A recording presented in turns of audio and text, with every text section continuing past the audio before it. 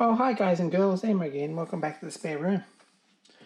Thought I'd do just a bit of a look at these. It's only going to be a quick video about these.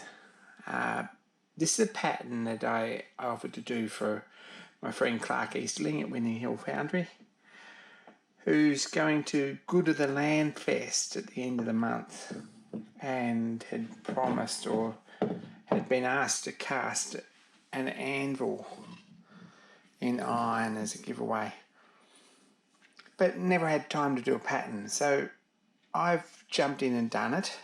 These are, by the time you watch this, it's probably these patterns are going to be somewhere on the other side of the world, getting very close to Texas, I would say. If you don't follow Clarke and if you don't follow The Good of the Land, Justin at The Good of the Land, they're both awesome channels. Go and check them out. Justin runs the Good of the Land Fest, which is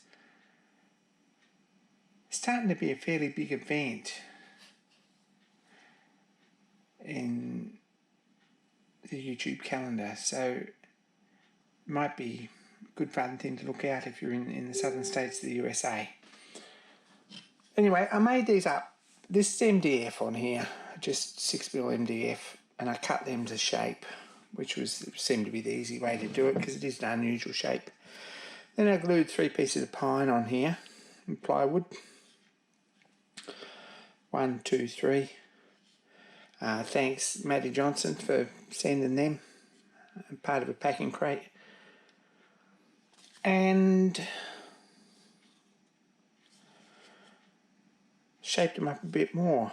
I put 2 pieces of pine on here, cut this way and this way, and then just filled it up. The horns I did by gluing 2 pieces of plywood together with a paper between them so I can get them apart, and I just drew the shape on the end and sanded them to match. So they're not quite round, they're a little bit higher oval on the top, I think, than the bottom, which is sort of how I wanted to do them. And then marked it this way and took the edges off and cleaned this up. So I've got 2 pieces that look the same. I'm pretty happy with that. Then they've got to be attached to this piece of MDF, which is, in hindsight, wasn't a good way to do it. But I've cut a piece of pine, which actually is going back to Clarke because that was part of the packing crates that were here from my Stewart 400 engine. Glued 2 pieces together and sanded them up and fitted them up to the right size, and it's got 2 dowels through here and they're all glued, so that's pretty solid. And then this was put on here and glued in place with a screw down through the top. So these do have screws in them, just one there and one there. And that holds everything nice and steady that way too. So don't think they're going to come off. Everything looks pretty durable. I did 3D print this. Justin sent through the logo and I converted it. Thanks everyone who helped with that. I converted it to STL or to a vector file and then to an STL and just printed it, and this is just tacked in place with a few little tacks and a coat of filler and a few coats of paint. This one I printed, and if Clarke's watching this, if you undo these 2 screws, this should just knock off here. It's not actually glued in place. And I'll send him one for 2020 next year, maybe different shape or something like that if it happens again. So that should just screw back on there and give that a sand off. So that's the thoughts behind that. These are just undercoat, and I've given them a coat of clear UV block quick dry acrylic.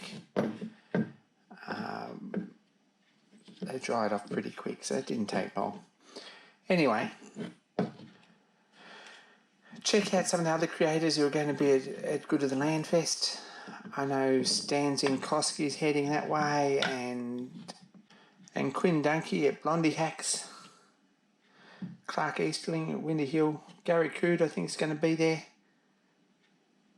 I haven't really heard from anyone else, but it looks like a fun sort of a trip and a really good event. And if you go, you'll be able to see this cast and have a chance to win one. Cast iron's not really the answer, but it is pretty solid, and I've got a feeling if there's not too much undercut in here, hopefully this cast's okay. It should be pretty solid in iron, just as a bench anvil if you're not banging anything huge with it. But one in steel would be great, but a bit of an undertaking and not the cheapest way to buy an anvil. So anyway, thought I'd give you a look for that. These are in the mail as of tomorrow. And hopefully we'll have some footage a bit later on of them cast. So that's what I've been up to this week. A bit of a rush job. Thanks for watching. Don't forget to like and subscribe. And more soon, guys and girls. Be kind to each other.